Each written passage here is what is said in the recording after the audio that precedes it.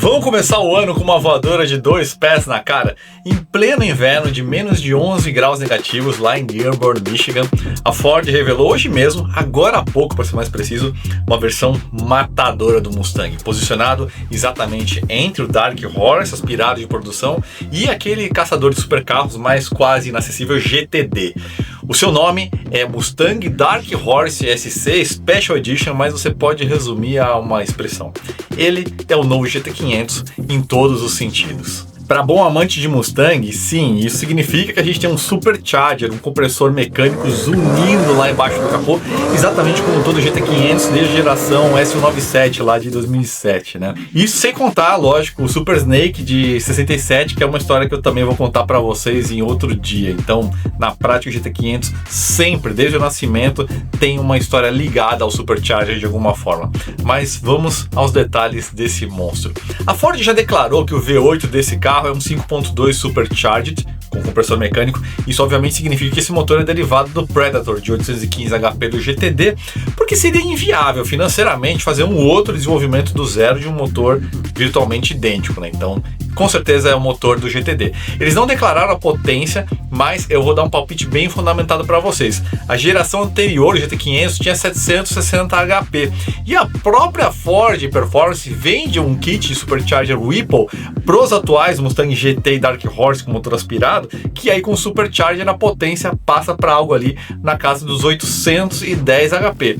Então o que eu diria para vocês, não faria sentido uma versão especial lançada em 2026 ser mais fraco que o GT500 de 2020 ou ter menos potência que um kit comercial lançado por motor aspirado há alguns anos. Então, de forma não oficial, eu afirmo para vocês, esse carro precisa ter pelo menos 800 cavalos e se a Ford pisar na bola só para querer manter o status do GTD com a potência maior, aí a gente vai estar falando ainda assim de algo muito elevado, na casa de 780, 790 cavalos, mas nada menos do que isso, porque o GT500 de 2020 tinha 760 HP. Agora, ele vai manter o sistema de lubrificação por cárter seco e aquele escape de titânio do GTD? Aí eu acho que não, porque seria uma forma, inclusive, de separar um pouco os dois universos em termos de exclusividade, exatamente como a Audi fez com o V8 antigo deles, né? Na época que a gente tinha RS4, aquelas gerações B7, B8 e o R8, né? Os três usavam basicamente o mesmo motor, mas nas aplicações da RS4 você não tinha a presença do cárter seco, que vai ser basicamente para uso em pista, né? Agora, voltando para o Mustang, o torque do GTD é de 91,8 kgfm, então por pura física o motor desse Dark Horse SC vai estar na mesma casa, então é tijolada na boca mesmo, e você vai conseguir controlar esse torque com o sistema de controle de tração variável em 5 níveis de interferência que pode ser totalmente desligado. O bacana dessa amplitude toda, desse controle de tração, é que você consegue ter um certo grau de rotação do carro nas curvas. Tecnicamente o nome disso é ângulo de guinada, né, yaw, que é o ângulo, o quanto que a traseira escorrega do carro ao longo de uma curva em relação à trajetória que ele está seguindo. Então, com esse controle ajustável, você consegue fazer power slides, os drifts, né, com mais segurança, mas em termos de performance na pista, isso também é muito bom, porque você consegue andar ali no limite sem ser capado pela eletrônica, mas você ainda consegue preservar um nível de segurança caso você passe do ponto, dá aquela acelerada um pouco mais forte, às vezes pega uma zebra, um trecho úmido, então esse sistema consegue te salvar de um desastre maior. Parte de transmissão, talvez as opiniões se dividam um pouquinho. A gente está falando de um câmbio Tremec TR9070 de dupla embreagem em 7 marchas, portanto com troca por aletas atrás do volante, e de acordo com uma entrevista feita pela revista Car and Drive norte-americana com o engenheiro-chefe do programa, que é o Ari Gronewald, trata-se de uma evolução da caixa que equipava o GT500 da geração anterior, né, de 2020, e esse carro lá já fazia o 0 a 100 em 3 segundos baixos, caras. Então eu diria que esse Dark Horse Supercharged tem grandes chances de cravar um 0 a 100 na casa de 3 segundos cravados, ou até menos. Consegue imaginar isso, cara? Agora o conjunto dinâmico desse carro, ó, dá de salivar, amigos.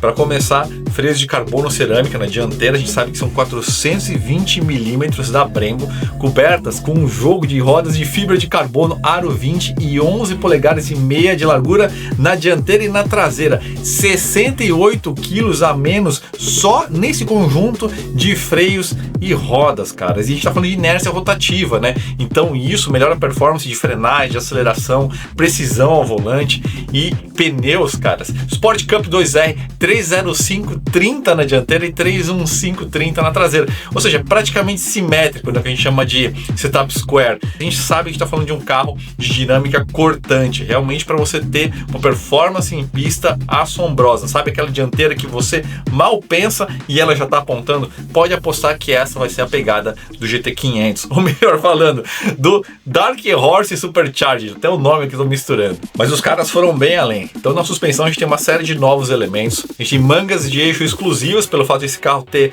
1 polegada a mais de largura de eixos, reduzindo a transferência lateral de carga, né, dá mais aderência. A gente tem diversos componentes de aço, que é da suspensão, que foram substituídos por alumínio forjado, tem reforços estruturais de magnésio, como ligando ali as torres, e a gente tem a próxima geração do sistema Magnet Ride dos amortecedores, com carga continuamente variável. E se você acha que acabou, eu tô ficando sem ar, mas não acabou ainda, pessoal.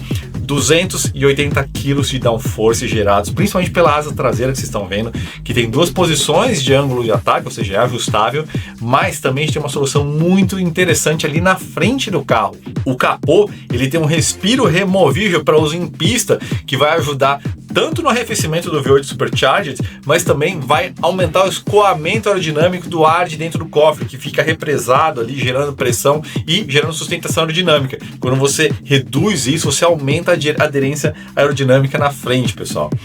Então, com uma receita dessas, a Ford está entrando mais e mais no universo dos sports cars, dos puros sangues, né? Eu não consigo imaginar, por exemplo, um M4 Competition ou um CSL acompanhando um carro desse na pista, porque é muita diferença de potência, de aerodinâmica, de tamanho de pneu, uma proposta extremamente agressiva de freios.